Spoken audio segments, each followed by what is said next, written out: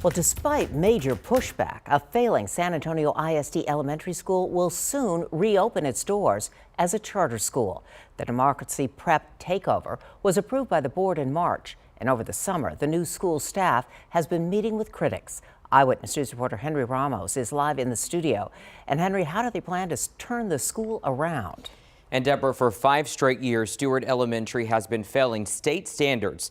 Well, leaders with Democracy Prep say it is going to be challenging, but they are confident with the new team and higher expectations that this school will get on the right track. There is going to be an increase in academic expectations on campus, and that is something that we won't negotiate. Founding Democracy Prep Stewart principal Virginia Silva is taking on a big task. Because we have to create a college-going culture, and to do that, the bar has to be raised. The New York-based program has to get Stewart Elementary to meet Texas Education Agency standards, something it hasn't done in years. The work is going to be challenging, and we're not going to shy away from that challenge, but we're ready to do it. From the start, the San Antonio Alliance of Teachers and Support Personnel was against the move. They don't believe Democracy Prep is a good fit and believe the school is just being turned over to a New York charter company with no ties to the community.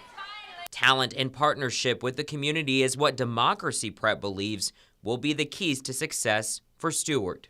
Democracy Prep really does have a strong curricular base that our students are going to benefit from, and I think we can learn from successes of other schools around the country, but we are committed to making this school great in the San Antonio context. Now, only 2 teachers who were at Stewart before will be teaching with Democracy Prep. And by the way, this is its first campus here in Texas. Staff will continue to meet with parents in the community ahead of the first day of class on August the 13th. Henry Ramos, KENS 5 Eyewitness News.